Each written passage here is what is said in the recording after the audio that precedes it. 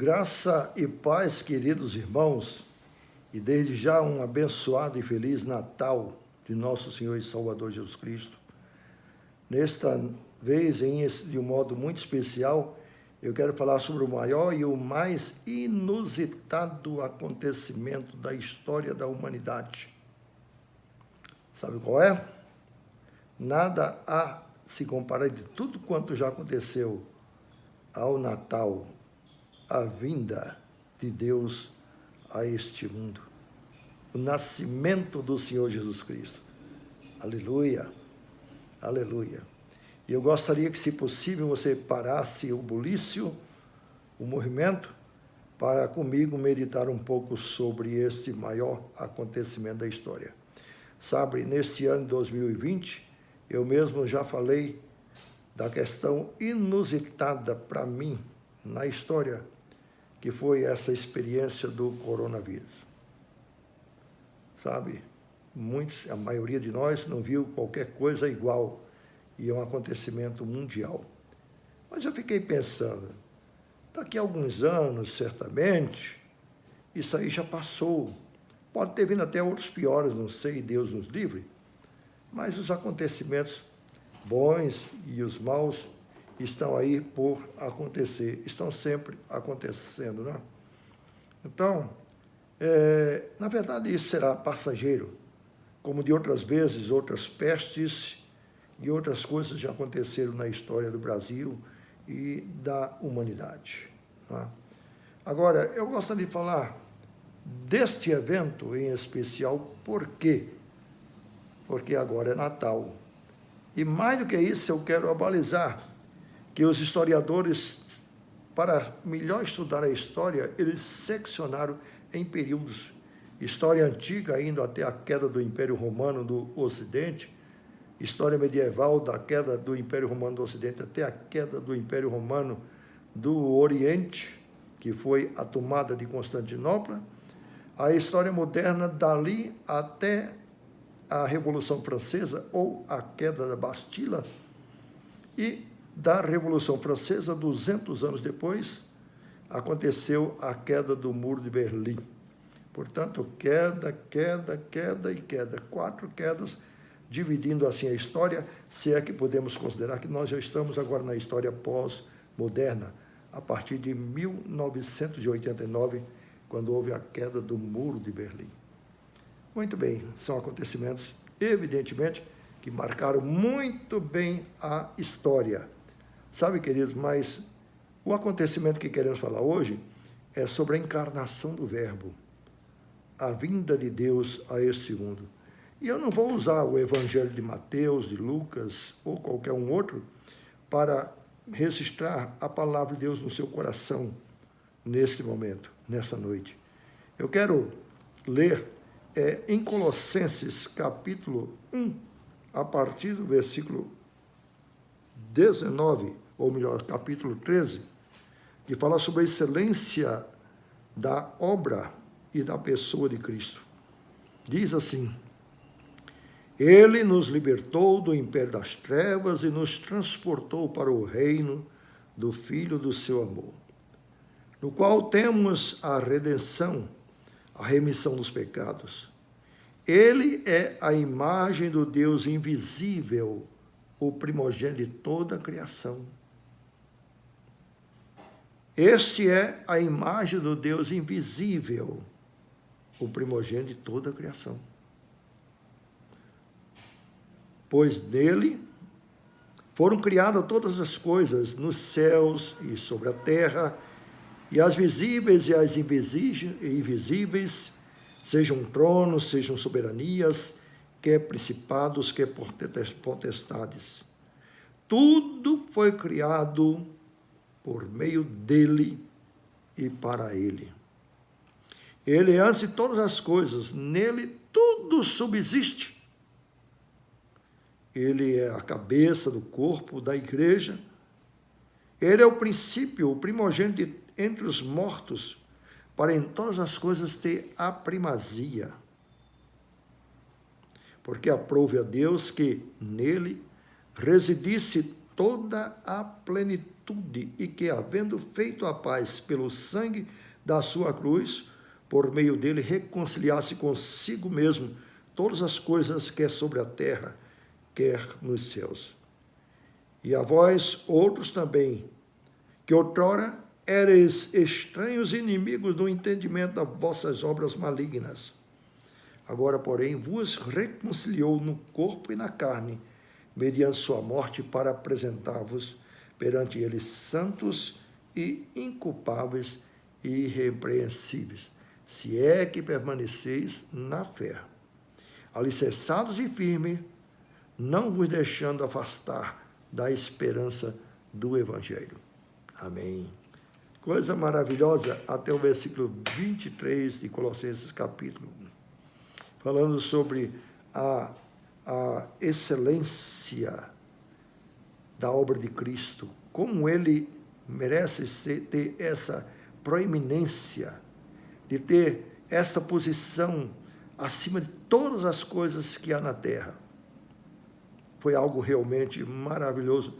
Nada pode se comparar realmente à obra e à pessoa de Jesus Cristo. Em todos os acontecimentos ocorridos na história de todos os impérios, de todos os homens famosos, tanto pela ciência como por sua habilidade militar, não importa. De todos os homens, ninguém dividiu a história, senão Jesus. Antes dele e depois dele. A vinda de Jesus Cristo nesse mundo foi, portanto, o maior evento que se pode contar da história. E é também inusitado, sabe por quê? Porque ele não virá mais, não nascerá mais na manjedoura. Ele não virá mais esse mundo como veio para ser salvador e morrer pelo seu povo. Não. O segundo maior evento do que esse vai ser a segunda vinda de Jesus. Mas não vai ser para salvar a humanidade. Vai ser para julgar os vivos e os mortos.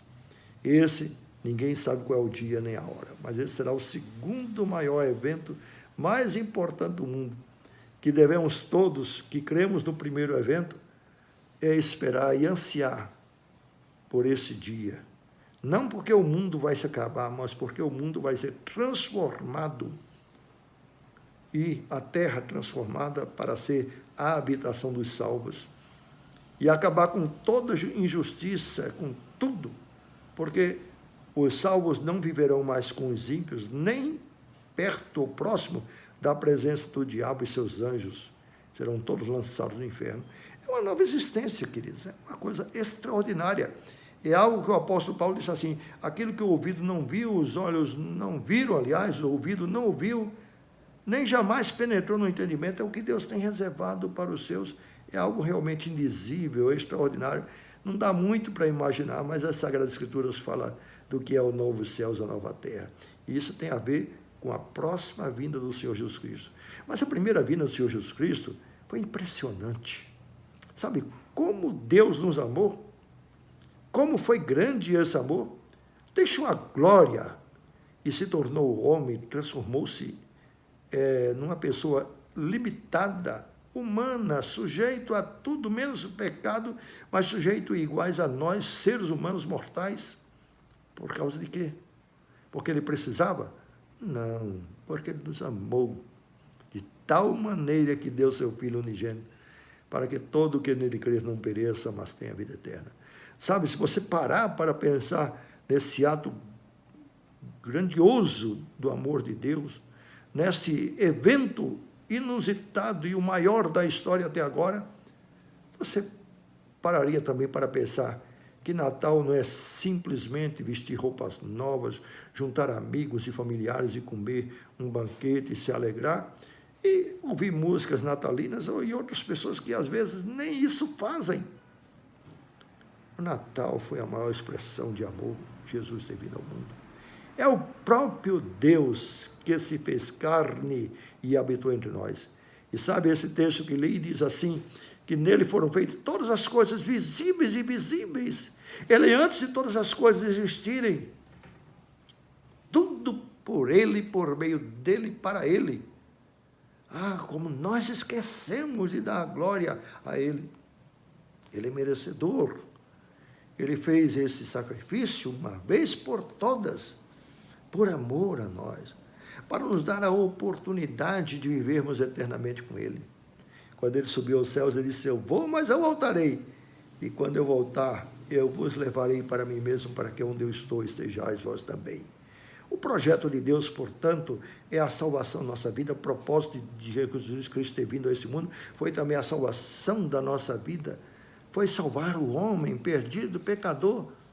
Os homens que nele creem, como eu, não deixam de ser pecadores. Esta é uma realidade que não depende da nossa vontade, queridos. Enquanto estivermos aqui nessa terra, nós somos pecadores e estamos sujeitos a pecar, porque nós não somos pecadores porque pecamos, mas nós pecamos porque somos pecadores. É a nossa natureza que é assim. Mas quando Jesus Cristo veio, Ele nos libertou desse terrível império. Ele nos libertou desse terrível jugo, que era o jugo do pecado, que era o jugo da mentira, que era o jugo do engano, que era o jugo dos principados, das potestades.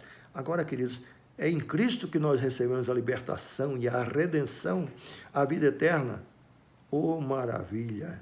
É em Cristo que nós temos todas essas bênçãos espirituais. Louvado seja Deus por isso. Sabe uma coisa que você e a sua família não podem esquecer, neste Natal particularmente, é de, antes de comer, fazer aquela janta, aquele bulício que é salutar, familiar, é agradável. Gente, vamos de um modo pelo menos simples, especial. Quem sabe até ouvir uma mensagem como essa de poucos minutos, não é? Vamos louvar a Deus por Jesus Cristo ter vindo a este mundo, porque Ele é o merecedor de todas as coisas. A Ele, pois, a glória e o louvor, hoje e sempre.